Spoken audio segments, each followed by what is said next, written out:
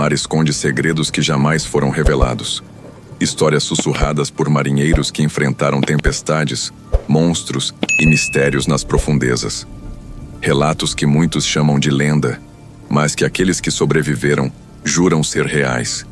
Prepare-se para ouvir os mais sombrios relatos de marinheiros. Era 1986. Eu trabalhava em um cargueiro que cruzava o Atlântico.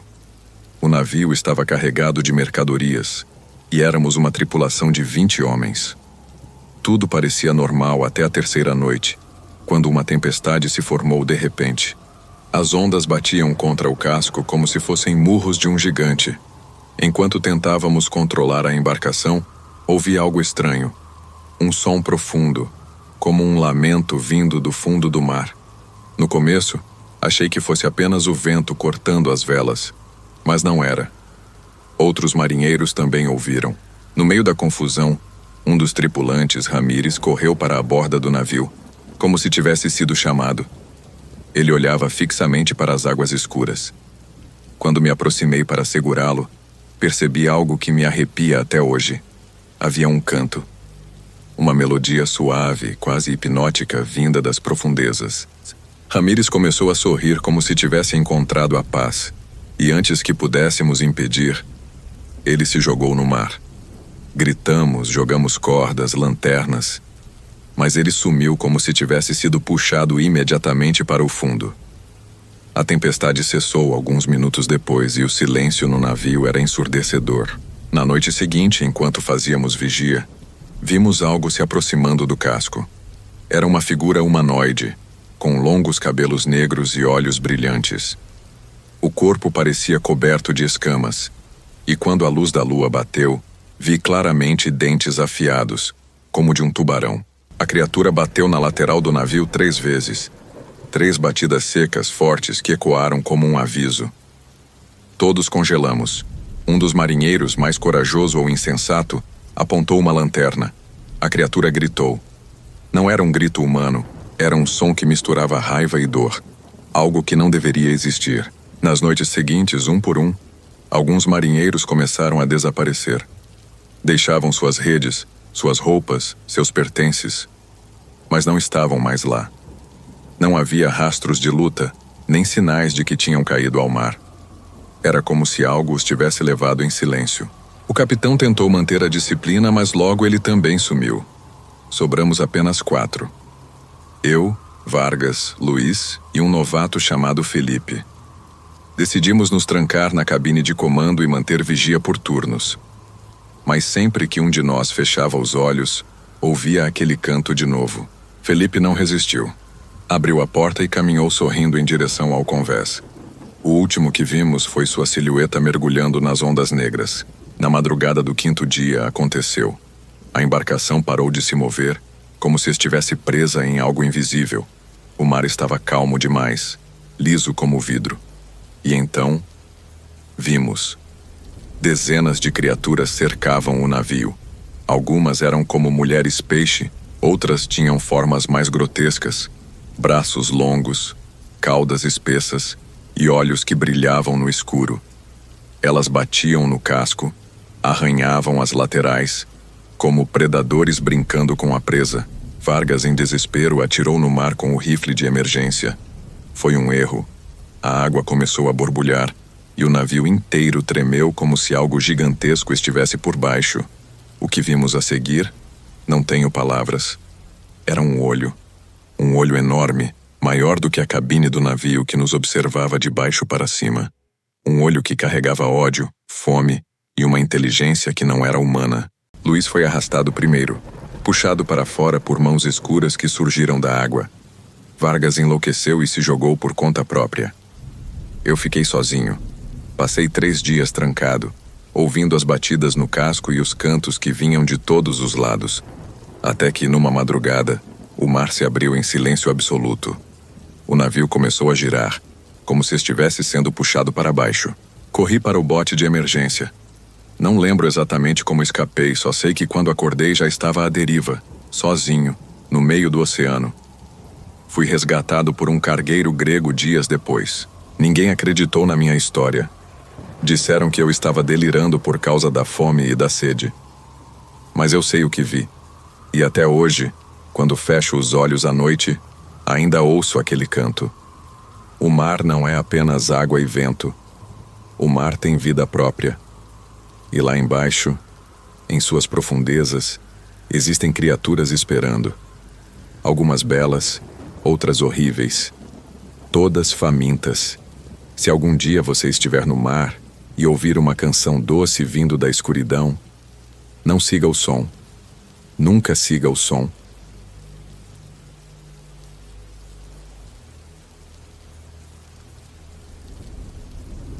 Eu passei minha vida inteira no mar. Desde os 12 anos eu já acompanhava meu pai nas pescarias noturnas. Cresci ouvindo histórias de lendas antigas, de monstros que viviam nas águas e de almas que nunca descansaram. Eu ria dessas coisas. Achava que eram apenas conversas de gente simples para passar o tempo. Mas numa noite de setembro de 1994, no litoral do Pará, eu descobri que o mar guarda horrores que nenhum homem deveria conhecer. E hoje, depois de tantos anos, eu ainda escuto o som. E sei que nunca vou esquecer o que vi. Era lua nova. A noite estava escura como breu. Eu e mais 3 pescadores, Jonas, Mateus e o velho Cícero, saímos em um barco pequeno para uma área que todos evitavam. Chamavam aquele ponto de Águas Mortas. Diziam que ali o peixe era abundante, mas quem pescava não voltava. A ganância falou mais alto. As redes desciam pesadas e, de fato, os peixes vinham em quantidades absurdas. Mas junto com eles, vieram coisas estranhas. Um peixe com 3 olhos, outro com dentes como de gente. Mateus fez piada, mas eu vi o medo no olhar do velho Cícero. Ele murmurou: "Não devíamos estar aqui." Pouco depois da meia-noite, a água ficou parada.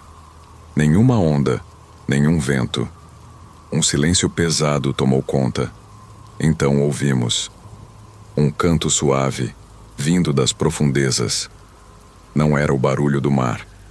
Era uma voz, doce, melódica, quase humana. Jonas, como se estivesse enfeitiçado, começou a se inclinar para fora do barco. Eu e Mateus o seguramos, mas ele gritava: "Ela está chamando, ela está me esperando." Se não tivéssemos amarrado suas mãos, ele teria pulado. O canto cessou, mas o silêncio continuou. De repente, algo emergiu a uns 50 metros do barco. No começo parecia apenas uma mulher de cabelos longos, que flutuava calmamente. Mas quando a lua escapou entre as nuvens e iluminou seu rosto, vimos. Seus olhos eram inteiramente negros, sem pupilas. Sua boca se abriu, revelando fileiras de dentes pontiagudos. As mãos tinham garras longas, e o que parecia ser um corpo humano se revelou uma cauda escamosa, coberta de cicatrizes. Ela não nadava. Ela deslizava sobre a água como se não obedecesse às leis da natureza. Ela mergulhou. O barco balançava como se algo enorme passasse por baixo. De repente, uma das redes começou a se mover sozinha, como se algo imenso estivesse preso. Quando puxamos, quase tombamos. A rede rasgou como papel, e o que vimos dentro foi apenas um pedaço de carne negra e pulsante, como se fosse parte de um corpo que ainda se mexia. O velho Cícero começou a rezar, tremendo. Mas antes que terminasse, algo o puxou com uma força absurda. Vimos apenas suas pernas desaparecendo na água. Seus gritos ecoaram. E depois nada. O mar começou a borbulhar. As águas ficaram iluminadas por baixo como se algo brilhasse nas profundezas. Então vimos dezenas de figuras subindo. Não era apenas uma criatura. Eram várias. Algumas pareciam mulheres deformadas. Outras tinham cabeças de peixe e braços humanos.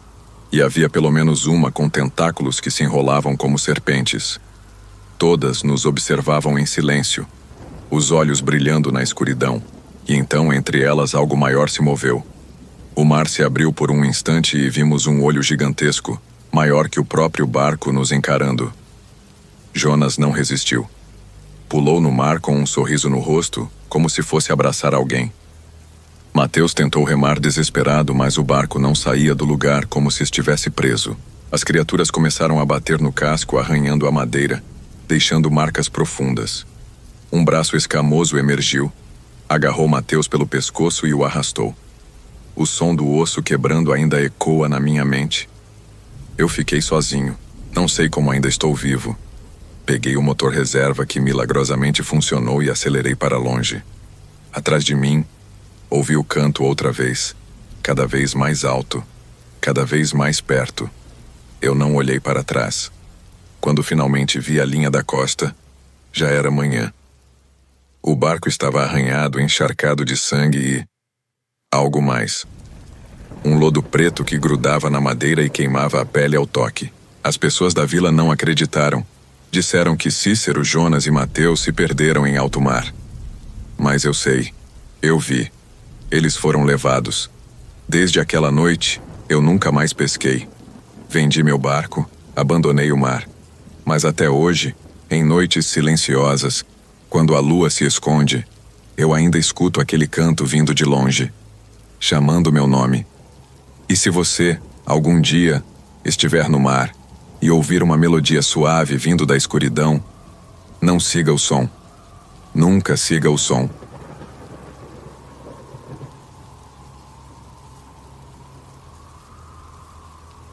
Pesco desde menino. Aprendi com meu pai e ele com o pai dele. Passei mais tempo no mar do que em terra firme.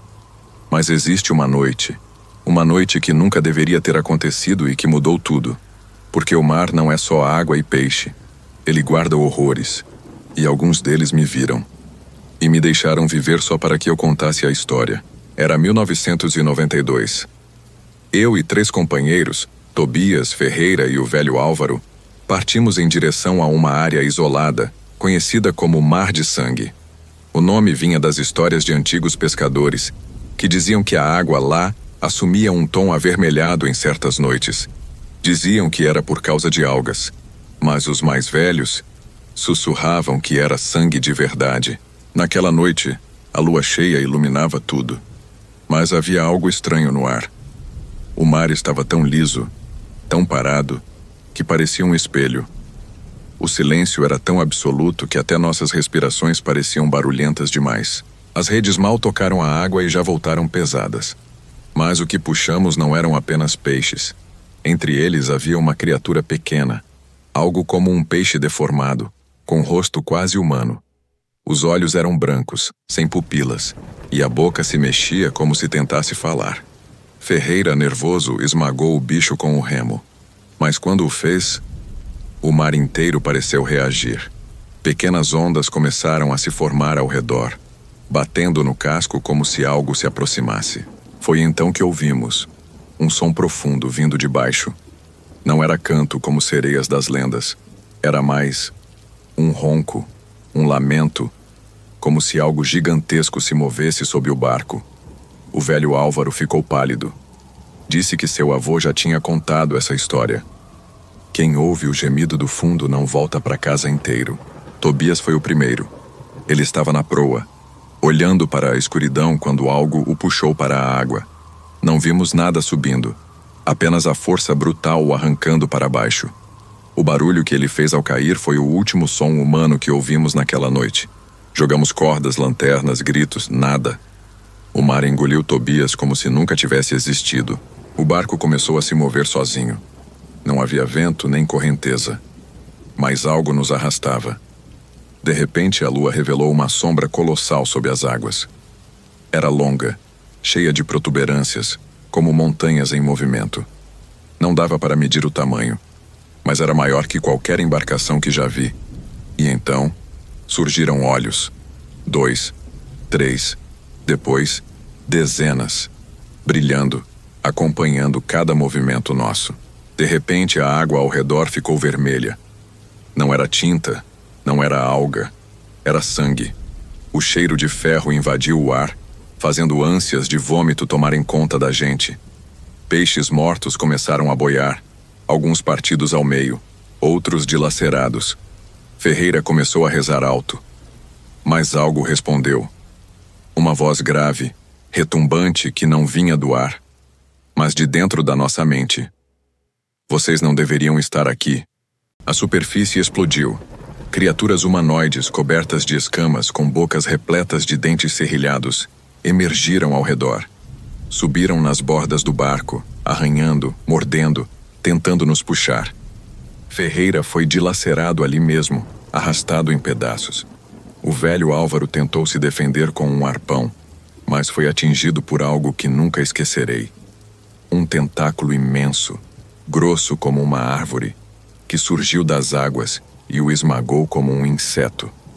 Sobrou apenas eu. Fiquei imóvel em choque. Foi então que o mar se abriu e vi, não uma criatura, mas o olho de algo colossal, maior que o próprio barco. Ele me encarava, e nesse olhar havia inteligência, raiva, fome. Minha mente foi inundada por imagens, naufrágios, ossos humanos no fundo do oceano, cidades inteiras engolidas pelas águas. Vi milênios de terror em segundos e ouvi novamente a voz dentro da minha cabeça. Você viverá apenas para avisar os outros. Quando percebi, já estava sozinho no barco à deriva. Não havia mais sangue, nem corpos, nem criaturas. Apenas o mar silencioso. Dias depois fui encontrado por pescadores de outra vila, desidratado, quase morto. Eles riram da minha história. Disseram que eu estava louco, delirando.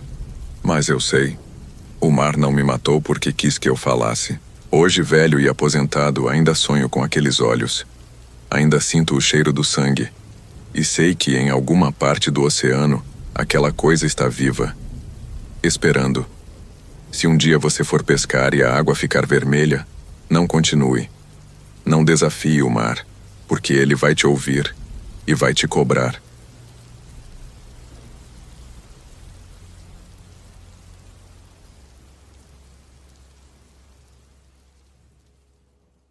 Passei minha vida navegando. Nasci filho de pescador, cresci respirando maresia. Aprendi a ler o vento antes de aprender a ler as letras de um livro. O mar sempre foi meu lar, mas também meu inimigo. E se estou vivo hoje, é porque o próprio oceano quis. Ele me deixou viver, só para que eu contasse a história do lugar que ninguém deveria conhecer. O lugar que chamamos de Cemitério dos Naufrágios. Naquela época éramos 5 homens. Eu, já calejado pela vida dura de pescador. O velho Henrique, que dizia ter visto mais tempestades do que qualquer um de nós. O jovem Davi, cheio de coragem e imprudência. O calado Manuel, que rezava baixinho sempre que o motor do barco era ligado. E por fim Rogério, o mais ambicioso, o homem que convenceu a todos a ir até aquela região. Ele dizia que havia cardumes gigantes, que em apenas uma semana voltaríamos ricos. Mas quando perguntei de onde vinham aquelas informações, ele desviou o olhar e respondeu apenas: "Me contaram. Nunca confie em quem não revela a fonte de uma história." Partimos ao amanhecer, mas ao cruzar determinada linha do horizonte, algo mudou. O vento parou. As ondas cessaram. O barco deslizou como se estivesse em vidro. O silêncio era tão absoluto que até o som do coração parecia alto demais. O velho Henrique olhou para mim e murmurou: "Isso aqui não é mar normal, garoto. É cemitério." E tinha razão. De vez em quando ouvíamos um barulho metálico, como correntes arrastadas no fundo. Mas não havia nada ao redor. Apenas a vastidão. Jogamos as redes. E o que trouxemos não eram apenas peixes. Entre eles vieram restos de roupas antigas, um pedaço de madeira marcada com símbolos estranhos e um medalhão enferrujado, com a imagem de um anjo gravada. Davi, curioso, pendurou o medalhão no pescoço. E o que aconteceu em seguida jamais esquecerei. O mar pareceu suspirar. Uma onda mínima que não vinha do vento balançou o barco. E eu juro, vi sombras andando no fundo do mar, como se fossem homens, caminhando sob a água. Manuel foi o primeiro a sumir. Ele mergulhou com corda e máscara para verificar se havia algo preso na rede. Segurávamos a corda firme, mas de repente, ela foi puxada com uma força brutal. Tentamos trazer de volta, mas a corda voltou cortada, como se uma lâmina invisível a tivesse seccionado. E o silêncio que veio depois foi pior que qualquer grito. Naquela noite, nenhum de nós conseguiu dormir. Rogério mantinha os olhos fixos no horizonte. Henrique fumava sem parar. Davi, jovem demais, ainda tentava rir para esconder o medo. E então, elas vieram. As vozes. Chamavam nossos nomes, um por um. Às vezes com a voz de nossas mães, às vezes com a voz de amigos que já tinham morrido. Eu tapei os ouvidos, mas elas não estavam no ar. Estavam dentro da cabeça. Quando o sol nasceu, vimos. À nossa frente se espalhava um mar coberto de destroços. Centenas de barcos afundados, caravelas antigas, cargueiros modernos, todos juntos, como se tivessem sido reunidos ali. Havia mastros quebrados, velas apodrecidas, cabos flutuando. E corpos. Corpos de marinheiros preservados como se o tempo não tivesse passado. O barco deslizou devagar, como se fosse puxado para dentro daquela tumba flutuante. E nenhum de nós teve coragem de dizer uma palavra. Foi quando vimos. Entre os destroços moviam-se homens que não eram mais homens. Corpos inchados cobertos de algas e cracas, olhos brilhando no escuro, bocas cuspindo água. Eles não nadavam. Caminhavam pelo fundo, em direção a nós. Davi começou a rezar. Henrique segurou um arpão. Mas Rogério olhava fixamente como se estivesse hipnotizado. O cemitério começou a se mover. As madeiras rangiam como ossos. Os navios afundados se inclinavam, formando um círculo. Correntes subiram do fundo e bateram contra o casco. Eu percebi a verdade. Não eram apenas barcos mortos. O próprio cemitério estava vivo. Henrique foi o primeiro. Um tentáculo de correntes o envolveu e o puxou para o mar. Seu grito ainda ecoa na minha cabeça. Davi tentou lutar, mas uma criatura subiu no barco e o mordeu no pescoço. Ele caiu, batendo os olhos em mim, implorando por ajuda, antes de ser arrastado. Rogério desapareceu em silêncio. Só vi o medalhão dele boiando. E eu fiquei sozinho. Então, o mar se abriu. E vi o olho. Um olho colossal, maior que o barco, olhando para mim. Nele havia raiva, mas também inteligência. Minha mente foi invadida por visões, naufrágios, ossos humanos no fundo, cidades engolidas pelo mar, séculos de horror em segundos. E a voz ecoou dentro de mim. Você viverá, mas só para avisar os outros. A dor foi insuportável. Minhas mãos ardiam como se correntes queimassem minha pele. Eu caí de joelhos chorando, implorando por misericórdia. E então, acordei. O mar estava calmo. Nenhum corpo, nenhum destroço. Apenas eu, à deriva. Dias depois fui encontrado por pescadores de outra vila. Estava desidratado, queimado pelo sol com marcas de correntes nos braços. Contei o que vi. Eles riram. Disseram que eu delirava. Mas nunca mais olharam para o mar da mesma forma. Hoje velho e cansado, ainda sonho com aqueles olhos. Ainda sinto o cheiro de ferro no ar. E sei que, em alguma parte do oceano, o cemitério dos naufrágios está vivo, esperando, chamando, e um dia vai cobrar de novo. Se algum dia você ouvir correntes arrastando no silêncio do mar, fuja. Fuja antes que ele olhe para você também.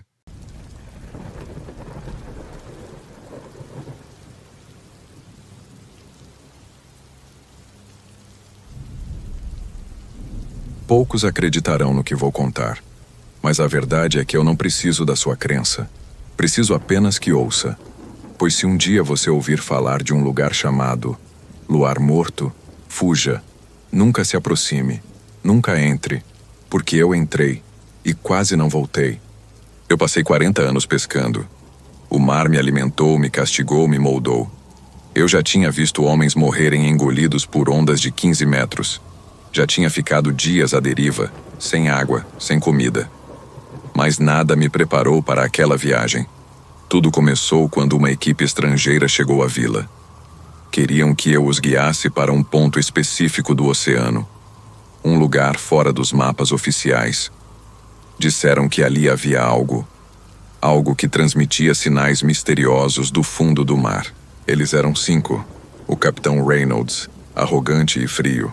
O jovem cientista Clark, cheio de ambição e curiosidade. A doutora Helena, especialista em lendas marítimas. E 2 marinheiros contratados às pressas, homens simples, mas valentes. Quando os pescadores da vila ouviram o destino, se calaram. Depois um ancião se aproximou de mim e disse: "Não vá, filho. Lá é o luar morto. O mar não devolve quem entra." Eu devia ter ouvido, mas aceitei. 3 dias de navegação. O vento nos empurrava bem até que cruzamos uma linha invisível. De repente, tudo parou. O vento cessou. O mar ficou liso como vidro. Nem ondas, nem gaivotas, nem sons. O silêncio era tão pesado que chegava a doer. E a lua... a lua! Ela brilhava de forma estranha. Uma luz pálida, morta, que não aquecia nem iluminava. Foi nesse momento que percebi que tínhamos atravessado para outro lugar. Os equipamentos enlouqueceram. As bússolas giravam sem parar. O rádio só transmitia chiados. E entre os chiados, vozes. Vozes de homens chorando, de mulheres cantando, de crianças pedindo ajuda. Os marinheiros estavam aterrorizados, mas os cientistas vibravam. Diziam que era a prova definitiva. E enquanto eles comemoravam, eu vi sombras. Sombras imensas se movendo no fundo. Formas grandes demais para serem peixes. Grandes demais para qualquer coisa que eu já tivesse visto. No dia seguinte, quando o sol pálido surgiu, vimos. Debaixo de nós havia um campo de destroços, um cemitério de embarcações, caravelas antigas, galeões espanhóis, cargueiros modernos, todos reunidos em silêncio, alinhados no fundo como se tivessem sido levados até ali de propósito. E entre os destroços, corpos de marinheiros amarrados a mastros, presos às cordas, com expressões de horror congeladas, preservadas como se o tempo não passasse. Um dos mergulhadores, chamado Harris, desceu até o fundo. Voltou com algo nas mãos. Uma caixa de pedra, coberta de símbolos que ninguém conseguia decifrar. E foi aí que tudo começou a piorar. Naquela noite o mar respirava. Eu juro por Deus, o mar respirava. Ondas se erguiam devagar como se o próprio oceano inspirasse e expirasse. As redes que lançamos voltaram cheias, mas não de peixes comuns. Eram criaturas deformadas, peixes com olhos demais, alguns com dentes humanos, outros com rostos que pareciam humanos. Enquanto olhávamos, um dos marinheiros, chamado Felipe, foi puxado para fora do barco. Ele gritou meu nome e eu corri, mas quando segurei sua mão, vi dedos negros, ossudos, tentando arrastá-lo para baixo. Felipe desapareceu, e a água se fechou como se nada tivesse acontecido. A caixa de pedra parecia pulsar, e na mesma noite uma neblina densa cercou o barco. As vozes voltaram, chamavam cada um de nós pelo nome. Às vezes era a voz de nossas mães, às vezes a voz de amigos mortos, às vezes era a nossa própria voz. O jovem Clark entrou em transe. Caminhou até a borda do barco como se fosse atender a um chamado. Só não caiu porque eu agarrei. E quando olhei para os olhos dele, vi que estavam totalmente brancos. No fundo algo se mexia. Algo imenso. As sombras se erguiam. Navios afundados se mexiam, rangendo como ossos velhos. O capitão tentou ligar os motores, mas as correntes presas aos destroços começaram a se enroscar no casco. Era como se o próprio cemitério quisesse nos prender. E então, ela apareceu. Uma criatura gigantesca, meio mulher, meio peixe, com o corpo coberto de algas e correntes enferrujadas. Seu rosto era belo e apodrecido ao mesmo tempo. Ela olhou para nós e sorriu. E quando sorriu, todos os mortos no fundo abriram os olhos. O barco virou campo de batalha. Os mortos subiram um por um. Corpos encharcados, olhos brilhando, bocas cuspindo água. Henrique, um dos marinheiros, tentou lutar com um arpão. Foi arrastado por 3 deles ao mesmo tempo. O capitão Reynolds sacou uma arma e atirou, mas as balas só atravessavam a água dos corpos, sem efeito. Helena gritava, recitando orações antigas, tentando conter o horror. E Clark ria. Ele dizia: "Eles me escolheram. Eles sempre me chamaram." Naquele momento entendi. O luar morto não era só um lugar, era um convite. Um convite para se juntar a algo que vive além da morte. Então eu vi. Entre os destroços, sob as correntes, emergiu um olho colossal. Maior que o barco, luminoso, brilhando como a lua morta. E eu entendi. A lua acima não era a lua, era o reflexo desse olho. Sempre foi ele, olhando para cima. E a voz entrou na minha mente. Você viverá. Mas só para contar, acordei dias depois à deriva. Não havia barco, não havia corpo algum. Apenas eu segurando a caixa de pedra. Fui encontrado por pescadores de outra vila. Contei o que vi. Eles riram, mas nunca mais olharam o mar da mesma forma. E eu, até hoje, sonho com o olho. Até hoje, quando caminho pela praia em noites de lua cheia, sinto que o reflexo que vejo não é da lua, é dele. Esperando, chamando. Se um dia ouvir falar do luar morto, não vá. Se sentir o mar parado como vidro, volte. E se a lua nunca brilhar igual, corra, antes que ele abra os olhos, e escolha você também. Agora você sabe, o mar guarda segredos que não foram feitos para os homens, segredos que devoram barcos, almas e histórias. Eu vivi para contar, mas nem todos têm essa sorte. Se algum dia estiver diante de um oceano silencioso, sem vento, sem ondas, lembre-se das minhas palavras. O luar morto não é apenas uma lenda. Ele existe. E ainda está lá, esperando, chamando o próximo tolo que ousar atravessar sua fronteira. Até que um dia, ele não precise mais chamar. Ele virá até nós. E então, não haverá mais retorno.